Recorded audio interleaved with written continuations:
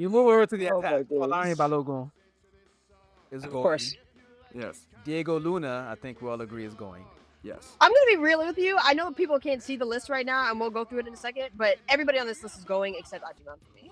Everybody on that list is going. Well, how many attackers do we need?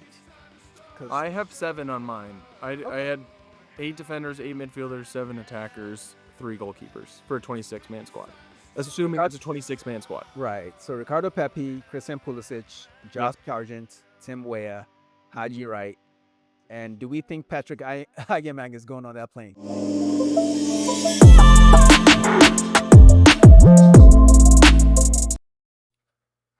Ladies and gentlemen, welcome back to the Shirtless Plantain Show, the Ghost Soccer Edition. This is your host, Dean. I'm here with Mitch. What's going on, Mitch? How are you? It's lovely to have the soccer edition back. I'm so glad that we're here and going to be talking about the U.S. men's national team. And I'm going to be obviously way more level-headed than Gabby is.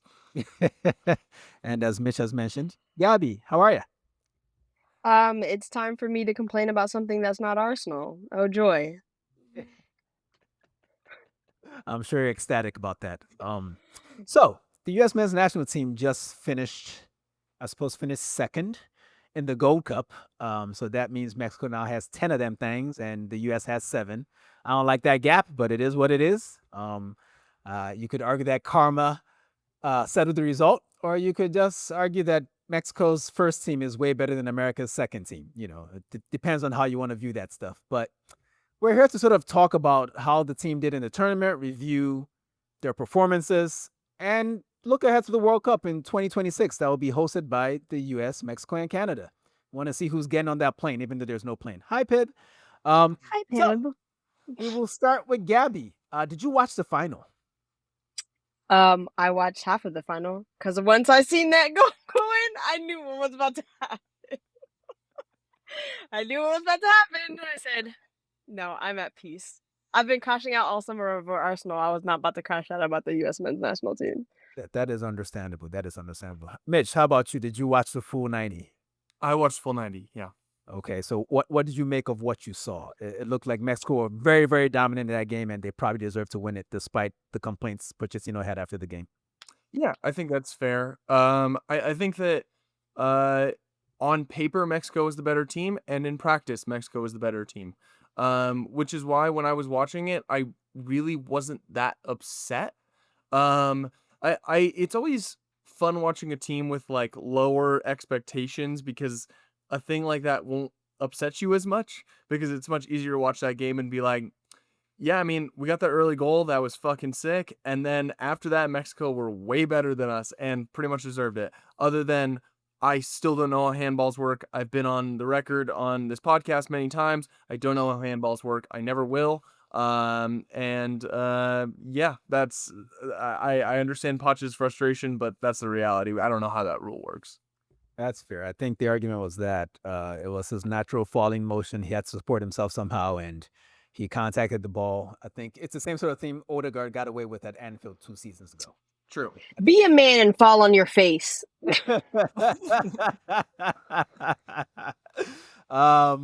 Since we're talking expectations now, Gabby, you probably didn't watch the final because you anticipated that the U.S. men's national team would not win it. And you probably weren't that locked into the tournament in total because you saw the friendly games beforehand. There was a pretty bad loss to Switzerland. I forget the score. I just remember it was embarrassing because I felt embarrassed, and I don't even care about the U.S. national team like that. And there was another loss to Turkey, I believe, which was unpleasant. And I think most U.S. men's national team observers went into this tournament thinking it's going to be rough, bruv. What were you expecting, and did the performances that you did see match the expectations, or did they exceed the expectations? For anyone who's watching this, I'm getting Just fighting for his life. I'm getting attacked he's by a fighting fucking for kitten. his life. I'm being fucking attacked. He is assaulting me.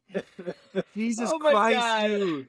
Stop. I love cats. They just want to play all the time. They're like, But he just fight me. he's It's just biting me. Oh my God. I think that in leading up to this, like I've been like zoned out of like the U.S. men's national team nonsense because we've been so locked in with Arsenal stuff, but also because after the Copa, like we knew what it was. Like as soon as we started talking about Gold Cup stuff, and they started saying the players that we like the players that who are going to be starting in the World Cup that need to get reps in and get chemistry with the other players who are gonna be like melding into the squad with them. They're not coming. I said, yeah, all right, let's wrap it up. Just wrap it the fuck up. They looked horrendous in all of those, like, I almost said preseason games. You know where my head is at.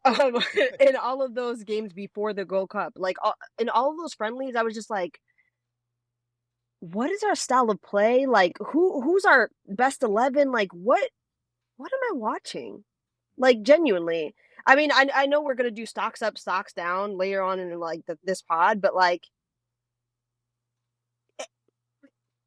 stocks up for who? For who? Other than the two people who I will be talking about, like Chris Richards and Malik Tillman. Stocks up for who? Like So based on the friendlies, Gabby, you, you don't think they did well to make it to the final? I think I don't know if I would say they did well to make it to the final. I think my expectation is for them to always make it to the final, no matter who's out there.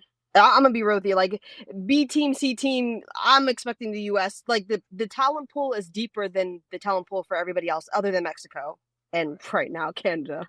Um, I expect you to make it to the final. Like I just figured, like I thought we were gonna make it to the semifinal and go out to the better team, which was probably supposed to be Canada, but we didn't meet them. So alas. Because they're just not that good, I suppose. Yeah, listen. Sometimes Suck it, Jeffy. They got CONCACAF. We didn't got CONCACAF until the final. Fair enough. All right, I guess I'm trying to generate positivity here because we need to have something to look forward to in And 2026. don't throw to Gabby. You're absolutely right. One day I will learn. Today is not that day. But Mitch, you watched most of the tournament. Which of the performances throughout the tournament do you think showed the most promise, the most encouragement for the future? Like the game performances? Yeah, or the game individual? performances. Like, which game did you watch and think to yourself, you know what? This team doesn't completely suck ass. I think the Saudi Arabia game stood out to me. Because that was, I think, the hardest game of the group stage for us. Against a coach that I was on the record on SPS as wanting, because as far as I knew, Pochettino wasn't on the table. So in my eyes, Hervé Renard was one of the best options available to the US when we were searching post Copa. And I think Saudi Arabia played a very, very stout defensive performance that we were able to unlock with a great set piece goal. I think that Gabby obviously mentioned Chris Richards. I think he's locked himself down as like the best center back in the pool, which he has been on paper for like the last 4 years, been the best center back in the pool. But 100% stood out as like the guy in this tournament. But not to mention, he scored from a set piece. The guy who assisted him on that set piece, Sebastian Berhalter, had a wonderful tournament. I think that the highest compliment that I can give this squad of guys from this Gold Cup is that they know how to CONCACAF. I think that like guys like Seb Berhalter, guys like Diego Luna, like have the dog to be able to compete in these kinds of competitions that are going to be physical, going to be chippy. I think it's something that some of these guys that are in MLS are benefiting from that some of the guys in Europe aren't. There's in some situations playing in more physical leagues and in more physical situations and are able to deal with these better than some of these European-based players. I think that's why Poch has been so open to having a mix in the squad and not be, no, if you're not playing in Europe, you're not touching the national team. He's very much open to that, and I think that's good. A guy like Diego Luna being the star for Real Salt Lake, as much as I like to dunk on them, is better than Gio Reyna sitting on the bench during the Club World Cup, without a fucking doubt. Like, Diego Luna's getting linked to Europe now because he had a great tournament. He should stay with Salt Lake until the World Cup. If he wants to lock down his World Cup place, his stock will not change if he continues being the star of his team domestically instead of going to Europe. But I digress. I started talking about the Saudi Arabia game and ended up talking about this. I'm sorry. Right. That's what you do. It's okay. But your current, Two sides of the same coin. You and Coach, very much two sides of the same coin. Yappers. But that's all right. There's a reason why I'm the host and not something else, okay? They cannot control themselves, but it's good. We love that. We love the passion. I've heard Malik Tillman. I've heard Chris Richards. I've heard Diego Luna. I've heard Seb Berhalter. Gabby, outside of those names, who else stood out to you over the last couple of weeks in the Gold Cup from the U.S. men's national team? So while I try to figure out what names I need to pull out of my ass, I will say, I think I did a disservice to Berhalter, not the father, the son. Not the father, the son. That father, we will have beef forever. Greg with 3 Gs, don't let me catch you. We are pro Jesus. We are anti God on this podcast. Let that be known. I think that because I didn't watch the group stage, like I didn't get to see his good moments. I just watched like when we hit the knockout stage, and it was like frustrating to watch him like really. I felt like he struggled with like the set piece taking because I just kept on seeing him like overhit, underhit, like not go to and in my opinion, I'm like, why is it so hard to go to Chris Richards? And then when you get to the final, when I got to the final, I see him hitting Chris Richards on the head, and I'm like, yeah, do that. But I didn't watch the rest of those games. So I'm like, when a lot of people were talking about him online and like in the commentary, I was like, I didn't see any of that stuff. So I couldn't talk about any of that stuff. But Diego Luna, I'm sorry for not speaking about you first. You got the dog in you. If there's anybody who reminds me of Clint Dempsey in spirit the most, it's you. It's you.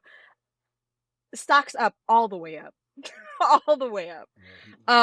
He needs to be on that plane. He needs to be on that plane. But for the rest of you guys, I was thinking about, all the other people who played, and I think of the squad. Maybe this is unfair to the players, but I think of the squad in a way that like, if we have our starting 11, most of the people who are in the regular starting 11, the Dests, the Pepe's, maybe whoever, who can any of these players who played in the Gold Cup unseat? I don't got many. I don't, other than Diego Luna and maybe Malik Tillman, I don't really have that many. Genuinely, I was like, on the wings, who do we got? And like, did any of the people who have been in the squad for a long time, like even the Brennan Aronsons, did they show up? Like, not really. Um, I really, other than Matt Freeze, and even then, I still think that's iffy because I don't like him with the ball at his feet at all. He looks very shaky. But as a goalkeeper, he's all right, I guess. I want to throw a name in there, who I think should be in the World Cup squad a year from now, who I think had a great tournament that we haven't mentioned, Alex Freeman as a fullback. I think he does everything Scally does on defense and does more going forward because Scally famously cannot do shit going forward. So I think Alex Freeman played himself into a World Cup roster spot in this tournament. I think Pib agrees. I don't know if he's going to start over. He definitely won't start. But he definitely won't start. If you're looking for something different, you start him over Dest. Because Dest is obviously a much flashier player going forward. But if you want a little bit more defensive stability, while not completely trading that out by starting Scally, I think you start Alex Freeman. Okay. In September, there are friendlies against South Korea and Japan. And I imagine that most of that squad is going to be the guys from the Gold Cup. Is that the right way for Poch to go, or should we start reintegrating the guys that will probably be playing at the World Cup? Because I don't know that there are many more games left. There's not a lot of practice time. Personally, I think that they have to. I don't think that they will, but I think that they have to start reintegrating the players who are going to be starting in the World Cup. Like, I know we haven't touched on this, but I know I understand the reasoning logistically for like why some of the bigger players did not come to the World Cup, like the Gold Cup, like the Pulizics, the McKennies or whoever. I get that, but I really did not like that decision. And I think it mostly only happens. I can't even say in CONCACAF. It mostly only happens in the U.S. because we don't respect our national team the way that some other people respect their national teams. You know that your spot is safe if you are out for a tournament.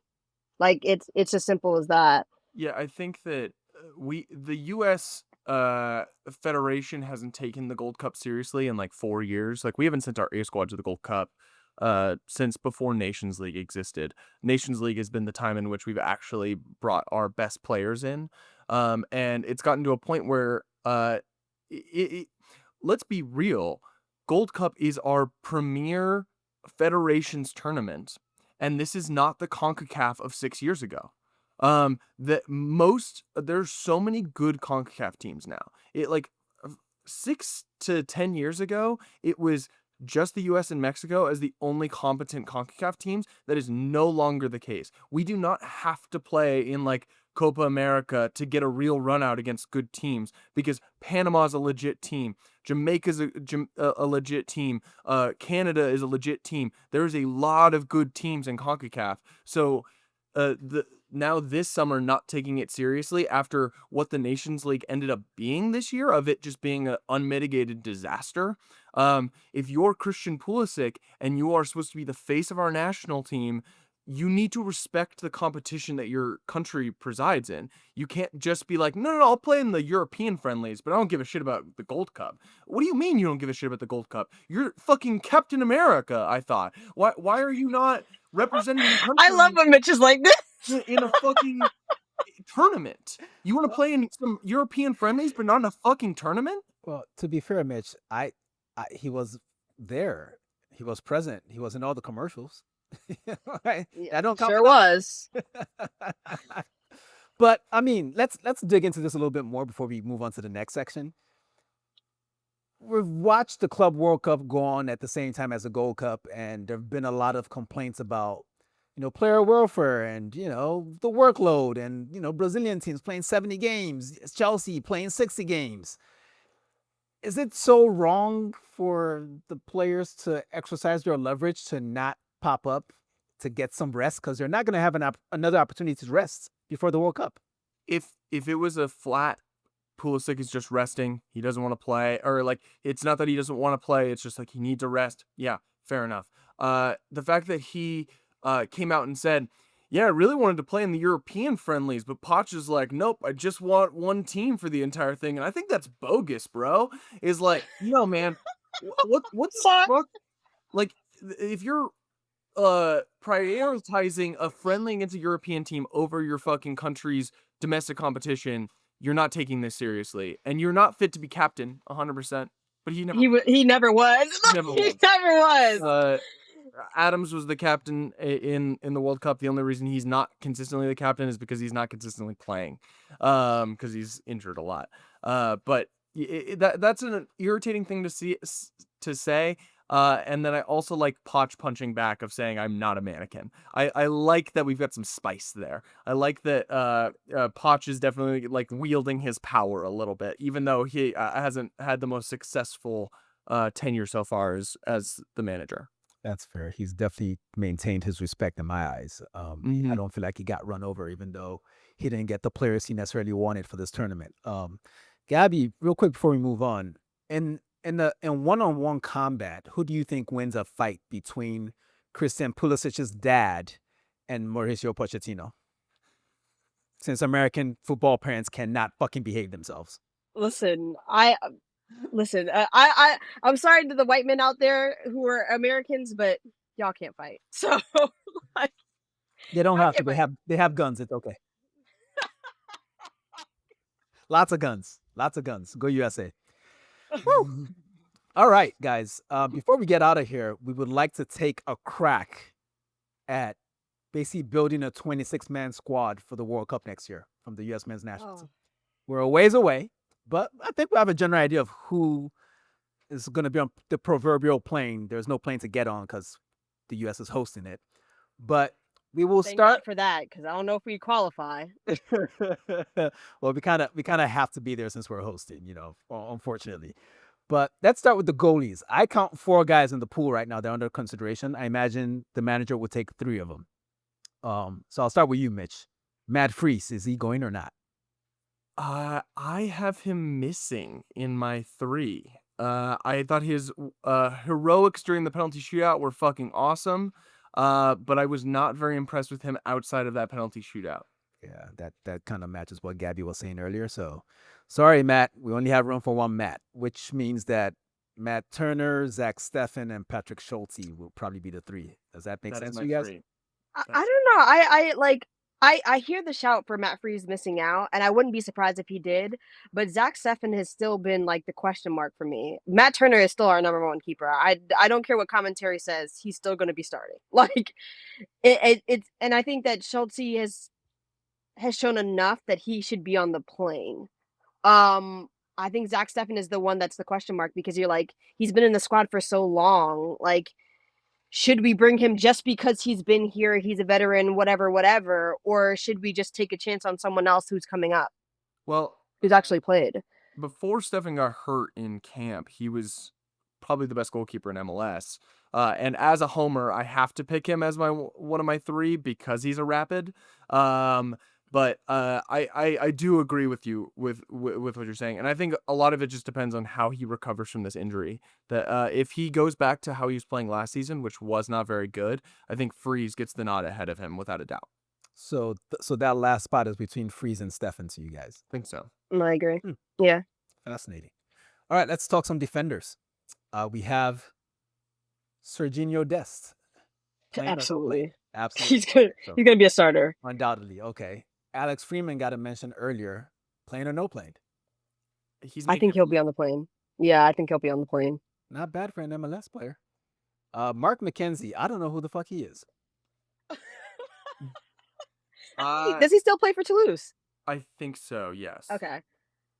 I'll admit that I haven't watched him enough, and I've given the nod to Carter Vickers and Trusty over him and Zimmerman, who I've seen in a lot of squats. Okay. Dude, what are we doing? He is hanging on to a fucking flame poster right now. Gabby, Tim Ring. Is he gonna age out before the next World Cup, or are we stuck with him? No, he's gonna be there. I don't know if I think he should be there personally, not because I don't like Tim Ream or I don't think he's good enough to play. I do think he's good enough to play, but I think that we should have moved past a Tim Ream in our squad by now. And the fact that we haven't is probably a red flag, but he'll definitely be there. Okay. This person is not in my list, but the guy that plays at Celtic, Carter Vickers, is he going? I have him and Trusty both making it. Okay, so Carter Vickers and Trusty. But I think I'm just lower on McKenzie than a lot of people. Pib, fucking relax. Yeah, I've seen less of McKenzie, but I wanted the starting center backs to be Chris Richards and like a Miles Robinson or a McKenzie. That's who I wanted to be pairing together, and we just never really got that. I do not like Cameron Carter Vickers. So Me neither, to be honest with you. I know he plays at a relatively high level. High level, but that guy is a bozo. I'd enjoy him. I think the fact that is appealing to me is that he and Trusty start together in for Celtic is appealing of like a center back duo that has chemistry already. However, Richards is starting, so it makes it a little bit tougher. Like chemistry has to take a backseat to quality, you know. Yeah. And one of them is as good as Chris Richards. I think the center back group is one of the weakest in the pool, and which is crazy. It's the group that I'm the least sure about. Okay. So did we say Mark McKenzie is on the plane or not? I said he was. He said he's not. But I'm very okay with not. I'm very okay with having him or not having him. You guys are both anti-CCV, so if it means McKenzie's on and CCV's out, I'm not bothered by that. Okay, we're not doing the CCV thing, please. Over again. He doesn't have the juice for that. No, you actually have to be good to get a nickname like that. Like fuck that. His name is Cameron or whatever. Yeah, that's cool. You know. Joe Scally. I think Joe will be there. Was my 8th defender of like, I think because he can play on both sides and is a dependable defender. I think he's there if we're taking 8 defenders. Okay. Yeah, dependable defenders in quotations, but he'll be there. He locked up Vinicius when we played Brazil last year. I think that my problem with Joe Scally is not that he's a bad defender, is that he's so inconsistent, and that's my problem with him. He'll have some really good games, like locking up Vinicius, and then have some really bad games, like. But he'll be there. My issues more so come that he just like is bad with the ball. He's one of those guys that just cannot pass. He's getting better, but he's not by enough for me to be like, yeah, you're playing for the national team, pal. He's what we call a pressing trigger. Like they pass this Yeah. way, I was like, expose him, expose. 100%. Just Let spring him at his shoot. face. Let him shoot. Okay, so Anthony Robinson is obviously going. We're not going to linger on that one too much. Walker Zimmerman, the national team, he is starting and playing. Correct. How about Walker Zimmerman? No. Yeah, he's not on mine. Oh wow. But I wouldn't be surprised if I see him there. Genuinely. The tackle on Gareth Bale is gonna stick in my mind the rest of my life, and I just can't stand for it. I'm sorry, Walker. You seem like a great guy. I just can't stand for that shit. What you pulled in the World Cup, and it will never leave my mind. That will be the pressing image of Walker Zimmerman for his entire career in my brain. He's Chris Wondolowski of my brain. Of like, you fucked up in a World Cup, and I won't forgive you for it. Okay, so Because we have beef with Wando forever. Correct. So we don't have room for Marks Arfston, do we? I did not have him. Yeah, no, I don't think he's done enough to put himself on the plane personally. Okay, I thought he was decent on the ball in the games I watched, but defensively, that boy is ass. He's terrible. Like then CONCACAF wingers was giving him hell.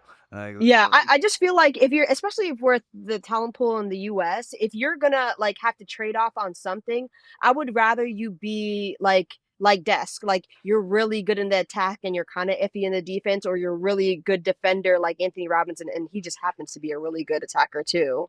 But for him, he's just either which way. He hasn't done enough. I'm sure I've hinted at this in the past on some pod or the other, but Anthony Robinson, man, your PR, it's too good. It's too good. Okay, like. Listen, I was saying I wanted him this summer at Arsenal, so I was like, don't no. He said not too much. I do not want. Do not rate. Do not want. Do not like. Like all that talk, and Liverpool went for who? Milos Kerkez. They know something that I know. Anyway, okay, so now we have a list of Serginho Dest, that's 1. Alex Freeman, that's 2. Tim Ring, 3. Chris Richards, 4. Joe Scally, 5. Anthony Robinson, 6. Austin Trusty, 7. And Carter Vickers, 8. That's 8 defenders. 3, 4, 5, 6, 7. How many of those are center backs? Are we taking Miles Robinson? I didn't have him, but I'm not against it. Yeah, if it was up to me, we would. 1, 2, 3, 4, 5, 6, 7, 8. Yeah, because I had 8 on mine, but we replaced Carter Vickers with McKenzie on ours. Or did you not say Mark McKenzie? No, I didn't get a. Yeah, he didn't put him in there, but for me, that other spot is between Mark McKenzie and Miles Robinson. That's where I'm at. I don't want to see Walker Zimmerman. All right, we'll revisit that when we wrapped up the list. Okay, let's move over to midfield. Sweet. My favorite part of the team. I only have 8 names for however many spots we're gonna get, but let's start with Malik Tillman. He's on the plane. Absolutely. He's starting. I would say he might be starting for real. Yeah. Wait, isn't he leaving PSV? Who's looking at him? He's Bayer Leverkusen. He just signed his good. deal. Like, yeah, he should really enjoy Eric Ten Hag's dumbass. He's my he's my stocks up player this year. Like for the season, I think he's gonna have a really good season with Bayer Leverkusen. Yeah, he had a great one with PSV. They won the league, and he looked pretty good in the Gold Cup in moments. Yeah, it was a little wasteful at times, but I agree. When you're a midfielder, you get away with not finishing all your chances. If he was a striker, he'd be underwater right now. That's all those chances he missed off. Aging Patrick Audemars. Yeah, we will get to that. We'll get to that. Sebastian Berhalter. We seem to like him. Is he good enough to make the squad? I think he'll be on the plane. I think he should be on the plane. Maybe not. You got to commit one way or the other. We're making a squad here, I think he's one of the 8 best midfielders in the U.S. Okay, well, I only have 8 on this list, so I guess they're all going. Actually, they're not. They can't. Luca De La Torre. I do not have him. I do not like him. Yeah, I don't know. I don't think he will be there. I do think Johnny will be there. I don't know we haven't gotten to him, but I do Well, think he will he's be next. So Johnny Cardoso. I love He's him. in. I love Johnny. He had a really shitty moment in this tournament, where he lost the ball during build-up, and I forget who we considered that goal against, but that was unpleasant. But he's still a fantastic player. Just the transfer chatter around him and the team he plays at is enough of a cosign for him to actually be on the plane. He's a good officially signed for. And he's he officially signed for Atleti, right? I think so. I think they were in talks. I don't know if they he signed the deal or not. I'm not sure. I don't know if that got confirmed, but yeah, they're looking at him. So that's a good thing. Diego Simeone knows a good midfielder. Yep. Yeah, and he was holding his own at Real Betis anyway. Right. Tyler Adams on the plane, right? 100%. Okay. So yeah, 100%. He better stay fit though. Yeah, better stay Western's fit. on the plane. Yunus Musa's on the plane. Yeah. Okay, we have no doubts about any of those guys. Tanner Tessman, he's on the plane. I have him. Okay, I like him. I have him too. I think Yunus Musa is the. If there was another question mark, he'd probably be a question mark.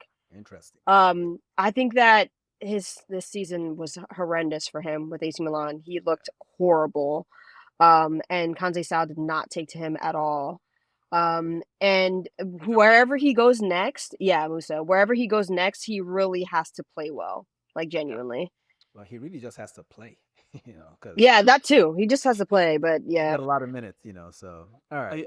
He's someone that I'm immensely high on his talent, and I have been for a long time. I think it felt like a good move going to AC Milan, but now with hindsight, I think he maybe would have benefited from another year at Valencia. Yeah, hopefully he gets a good move this summer where he's going to be playing a lot. I think that's a question mark for a lot of these US guys is like, are you going to get minutes? Yeah. Matt Turner, we talked about as the starter. Is he going to get minutes with Leon? Who knows? No, he's not getting minutes. Exactly. So a lot of question marks there. All right, let's move over to the attack. Florian Balogun. How many midfielders did you? Because I had a pool of 7 to choose from. I mean, a pool of 8 to choose from, and we picked 7 of them. I have 8 on my list for a 26-man squad. And my eighth is a homer pick of Jordi Mihalovic. I don't even know who the fuck that is, Mitch. Cut it out. That's not happening. Stop it. You move over to the attack. Florian Balogun is going. Of course. Yes. Diego Luna, I think we all agree, is going.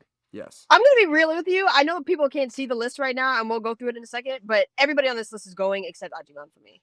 Everybody on that list is going. Well, how many attackers do we need? I have 7 on mine. I had 8 defenders, 8 midfielders, 7 attackers, 3 goalkeepers for a 26-man squad. Assuming it's a 26-man squad. Right. So Ricardo Pepi, Christian Pulisic, Josh Sargent, Tim Weah, Haji Wright. And do we think Patrick Aguiman is going on that plane? No. Hell no. He should not. I don't hate Ajamong the way that Gabby does, but that guy pisses me off so bad. I'm excited for him to be in the championship. I think that's a good league for him. I wouldn't say I hate him, but I would not share a meal with him. I don't respect him enough to share a meal with him. I do not like that guy doesn't respect himself. I do not enjoy how he plays the sport. I'm not a fan at all. Okay. So let's see if we can do the whole thing at once and see if any of this makes sense. So as I call the names off, we want to count them. So Matt Turner is 1, Zach Steffen is 2, Patrick Schulte is 3, Serginho Dest 4, Alex Freeman 5, Tim Ream 6, Chris Richards 7, Joe Scally 8, Anthony Robinson 9, Austin Trusty 10, Cameron Carter Vickers, aka CCV. I lost my count. Where am I? What are you 11? I think so. Cameron Carter Vickers 11. Malik Tillman 12, Sebastian Berhalter 13, Johnny Cardoso 14, Tyler Adams 15, Weston McKennie 16, Yunus Musa 17, Tanner Tessman 18, Florian Balogun 19, Diego Luna 20, Ricardo Pepi 21, Christian Pulisic 22, Josh Sargent 23, Tim Weah 24, Haji Wright 25. I think we have a spot left. Here's my actual one. Oh, I know who we're giving that spot to. But go on. Alex Zendejas. It plays for Kugelman. You know what? Does he have I like patents? that. Because in America right now, when your name ends with a Haas, shit is sketchy. I'm not trying to be funny. Who is this motherfucker? I don't know him. And why do you think Plays for Club America in Mexico. He's been like a very, very good player for them for years now. He's played for the national team for like the A national team a couple times. He hasn't been phenomenal when he's played for the national team, but he's someone that like gets a lot of minutes in club play and is good for his club. He's a Josh Sargent basically. Yeah. Like a guy that's good, but just like hasn't performed when playing for the national team. So is he a midfielder? Yes. Yeah. Right. Yeah. That makes sense to me. I think he's on the outskirts though. I don't think he makes it. I think the most notable person that we've left off and not even talked about is Giovanni Reyna. He's not notable to me. I don't care about him. Honestly, that wasn't even my pick. I thought the last person was gonna go to what's it called, Aronson. I just can't see him not being. Which one of them? I like having Brendo as the last guy on the squad of like, go run, boy, go run. Yeah, like that's what he does. I mean, and to be honest, he doesn't play well for Leeds. Like it is what it is. I feel like if you want somebody who's like another runner who's a little bit of a dog out there. I mean, he's a dog light. He's a Chihuahua, but he can run out there. He is like he could do that. I just don't see like the Kevins, the Kevin Paredes, and the Zendejas. Those players, I feel like they have to show something to actually get to that pick. And I don't think there are many opportunities for them to show something anymore. So I think this kind of spot goes to someone who breaks out. Like if Kevin Paredes plays a bunch for Wolfsburg this year and is really, really good, all of a sudden that's his spot. Exactly. Zendejas continues playing well for Club America, maybe that's his spot. I think there's a lot of ways it can go where he's still a year out. We got a whole European season ahead of us. Like, for all we know, we haven't talked about Gio Reyna. He could move to a team that actually fits him, and he's like somehow healthy for the first time in his career and finally gets to play well. That's a lot of ifs. If this that's a lot of ifs. Happens, no, it's not happening, bro. That boy. No, he doesn't. I just don't feel like he even wants to move. Like I don't know who's guiding this boy, but Claudio. Claudio, yeah, fucking idiot. His father is failing him badly because that move to Forest was in my opinion, his last chance. Like that was a horrendous move for him. He should have never went there. But I mean, like for you to cement your place with the U.S. men's national team right now, like for this next like big cycle, I just don't. This cycle is passing him by. Like it's just passing him by. I think he's still got a chance to make the team depending on where he goes and how he plays. I think here's the thing that I'm gonna say that Gabby's gonna hate. The best soccer of Giovanni Reyna's career has come under one coach, and that coach is Greg Berhalter, who currently coaches the Chicago Fire. That might be the best spot for Gio. Hey, man. At the end of the day, the way you become better is by playing. He just needs to play. Yeah, he just needs to play. I mean, there's still a lot of talent there, and he's still very young, as Mitch mentioned. He's 21, so there's still hope. But I think he probably has missed the ship on this squad. I think because I mean, we don't even know where he's gonna play next season. So yeah, if he's smart, he'd drop down a level and just get active. Just drop down a level. He's not in my 26 right now, but I think that he is one of those guys that's on the fringe. If he has a good season, he has enough of a history of playing well with the national team, where if he has a good season, he's in the squad. I think he's too talented to leave at home if he's playing. Yeah, well, that's a big asterisk. That's a huge fucking asterisk. You know what? Maybe Pochettino knows about his parents, and he's just happy to leave him at home anyway. That's fair. So I wouldn't want to deal with that shit. Those assholes. All right, before we get out of here, let's do a quick crack at what we think is the current strongest starting 11 for the U.S. right now. Gabby, you want to give it a go? Oh Lord. All right, let's start from the back. Matt Turner in goal. Okay. And then we have fullbacks Dest, Robinson. Center back pairing is Chris Richards and probably Tim Ream still. Which is rough still. That old man, he's gonna be retirement age, and we still gonna be playing him into the ground. Like a bar. The midfield is where it gets a little bit tricky, because Tyler Adams did not have a good showing at the Gold Cup, in my opinion. But I think he still starts. Um, and I personally would like to see Pulisic in the midfield rather than on the wing, but I don't think he can play there. There's too many other people that are going to be playing in that midfield, so it's probably going to be Tyler Adams. I think he might be done with the Moose. Yeah, Weston's going to be in there, but I think he's going to be done with the Musa thing. I think he's going to be somebody more creative in there, like Malik Tillman. I think you put Weston McKennie and Tyler Adams in a little pivot. I like that. I like Malik Tillman ahead of those two. Yeah, and then attacking wise, I'm sticking with my boy every time. Pepe needs to start. I'm sorry, I don't give a fuck. Pepe needs to start. It's going to be between him and Balogun who's going to be starting at striker. Tim Weir is going to have to show me something because him on the wing has been rough. And Pulisic's on the other wing. So I say if he's not starting at the striker spot, Pepe needs to start on the wing and then Balogun in the middle. Mine is similar but not identical. I think I'm giving the nod to Schulte, a goalkeeper.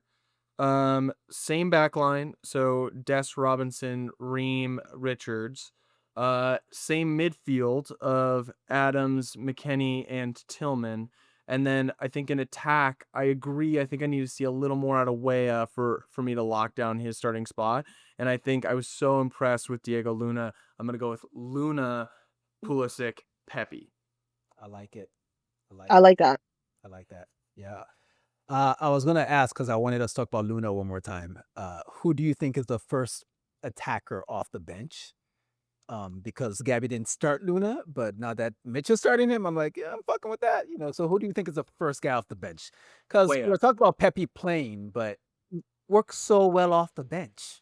Why would you? I know he does, but every time he's not on the field, I want him to be on the field though. That's the problem.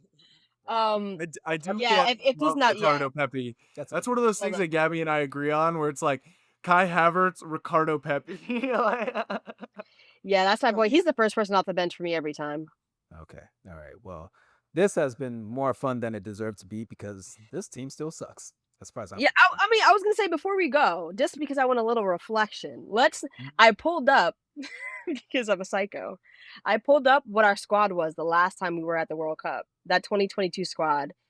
It's not that much different from the one that we have right now. It's not. We're missing a Horvath, a Sean Johnson in the goalkeeper department. In the back line and defenders, Aaron Long, Shaq Moore, who shouldn't have been there, by the way. But that boy was ass. Shouldn't have been there, by the way. Gotta have been named Shaq. Yeah, the DeAndre Yedlin, who's that he's so far out of the pool now, which is Yedlin crazy. Was in the 2022 squad? What? He was. Yes, he was. We have Kellen Acosta, who's still around, but he's I don't think he's gonna be in that squad at all. No. Who else? Kristen Raldon, who's not gonna be in that squad at all. Player of the Club World Cup. Jesus, Ferreira's probably going to be in and around it, but I don't see him on that plane personally. He's striker 6 right now. He's behind Ajamong. Probably behind Brandon Vasquez and all those players. He's behind Vasquez. Yeah. No one should be behind Ajamong. Poch got to be serious and just you know what? Just go to FIFA. Let them know Ghana can have him. This boy is ass, man. This boy. He could never play for Ghana, bro. He could never play for Ghana. That guy is constantly on the ground. That's crazy. It would not. The grass ain't smooth enough in Ghana for you to be on the ground so often, motherfucker. And tear your whole goddamn face up. Gabby told you to touch the ground with your face. It's over for him if he plays for Ghana. He's dead. Oh man. We got Jordan Morris. Jesus. Nah. We won't see him. No. The rest of the players, all of them are on our squad. Half of the 2025 Seattle Sounders are on this 2022 World Cup squad. Hey, man, we need to bring Greg back, man. That's my conclusion from all of this. Bring Greg back. Since we keep in the same squad, basically, just bring the same coach back. Fuck it. Hey, I mean, This is not a statement against Poch because I think like he got thrown in at a very tumultuous time, but Greg never fucked up domestically. Like Greg in a CONCACAF competition was wiping the goddamn floor with these motherfuckers. We were not going to penalties against Guatemala with Greg at the helm. I will say that. Shout out Guatemala, the fourth. This is true. This is true. I will say I did agree with you though. I wanted Renard or Jesse March. That's who I wanted. One of those two. Yeah, Canada's finest. All right, guys, this has been good fun. Maybe we will revisit this around the time they pick the actual squad for the World Cup and see how close we came to actually nailing it. I don't think we'll be far off, to be honest with you, because the pool is just shallow.